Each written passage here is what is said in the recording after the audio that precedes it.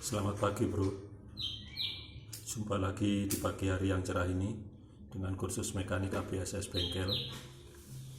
Pada kesempatan kali ini kita akan menjelaskan tentang macam-macam jenis handle coupling yang diaplikasikan pada Yamaha Force One.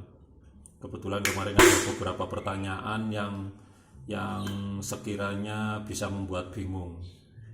Jadi untuk Yamaha Force One itu bisa menerapkan kopling dari sebelah kiri seperti ini contohnya, dari sebelah kiri yang mengaplikasikan batang pengungkit. Jadi batang pengungkitnya ini sebenarnya masih menggunakan setelan setut yang lama, cuman setelan setut yang lama diganti dengan batang pengungkit yang ujungnya nanti akan menekan ke arah push rod. Ini dia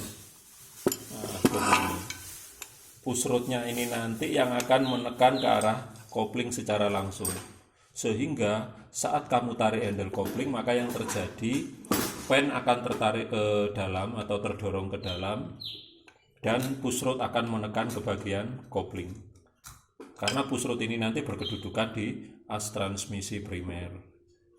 Itu kalau proses tekanannya dari kiri. Karena tipe kopling Yamaha Fish Air ini memang kopling inner push, jenis kopling yang menekan atau memutus putaran dengan tekanan dari dalam. Sedangkan pada tipe kopling yang posisi setutnya ada di kanan, biasanya kita menyebutnya tipe kopling outer pull. Jenis ini pada prinsipnya sama, cuman bedanya kalau outer pull itu menggunakan gaya tarik. Jadi setut kopling nanti akan menarik hook atas. Tapi kalau inner push rod dan setut ini nanti akan mendorong hook atas dari sisi dalam.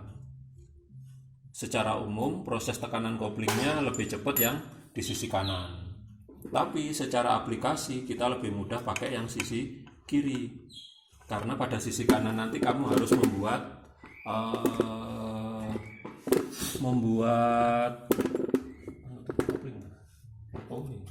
pada sisi kanan ini kamu harus membuat lubang pada bak koplingnya. Jadi di bagian bak kopling sini harus dibikin lubang, dan lubang itu nanti harus presisi. Nah di sini kalau nggak mau repot biasanya kamu beli bak kopling Fish Air full clutch. Jadi ada Fish Air yang sudah dari pabriknya ada setut koplingnya atau handle kopling.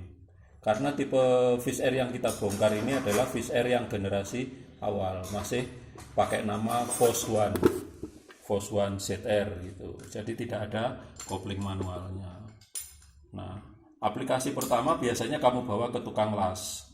Kita bikin lubang, kemudian kita pasang as penarik ataupun batang penariknya dan dihubungkan dengan lengan setut. Jika kita bisa mencari bak kopling yang Fish Air full clutch, maka aplikasinya nanti tinggal merubah bagian hub atas. Nah ini di hub atasnya ini kalau untuk yang Fish Air biasa dia menggunakan setut yang polos seperti ini kan. Nah setut yang polos ini nanti diganti dengan setut yang ada gearnya, ada coakan-coakan untuk geriginya. Nah gear-gear ini nanti yang akan ketemu sama pengungkit. Jadi ketika nanti kopling ditarik, ini nanti hub atas akan tertarik juga, mendapat tarikan dari gigi pengungkit ataupun setut pengungkit. Itu perbedaannya cuma di sini nanti. Nah, tentu kalau segi harga relatif, ada yang lebih mahal dikit tapi hasilnya presisi dan awet, tahan lama maksudnya ya.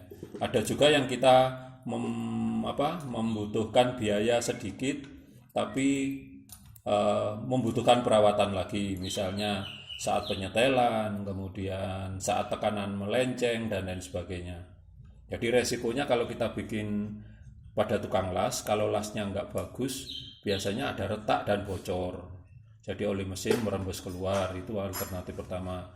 Yang kedua, jika posisi lubang pada bak kopling itu tidak lurus, akan menyebabkan handle kopling terasa berat. Itu juga berpengaruh nanti terhadap proses pemutusan putaran mesin. Nah, untuk yang sisi kiri ini biasanya alternatif lain itu dari segi penyetelan. Karena untuk bagian kiri ini paling murah untuk aplikasi atau pemasangannya paling murah, karena tinggal memasang batang pengungkit dan membuat jalur lubang yang seperti ini. Sebenarnya nggak perlu dipotong gini ya, dilubangi aja secukupnya dan memberikan jarak mainnya ini untuk pen bergerak. Itu untuk bagian sisi kirinya. Nah, bisa diaplikasikan. Nah, ini. Sedangkan posisi pusrutnya ada di atas ini. Ya, seperti ini. Pada beberapa motor Yamaha lain juga sama sebenarnya.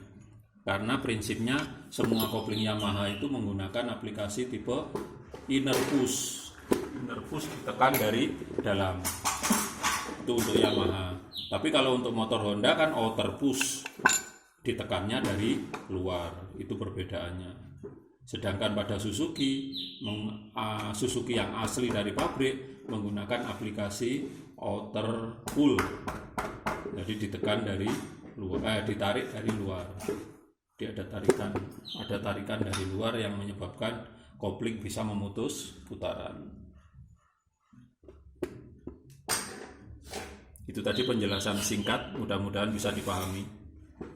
Jadi nanti bisa kita jelaskan detail lagi sesuai dengan pertanyaan dari kolom komentar. Karena jika kita menjelaskan panjang lebar tapi ternyata basicnya atau dasarnya belum dipahami, susah juga gitu. Oke, terima kasih.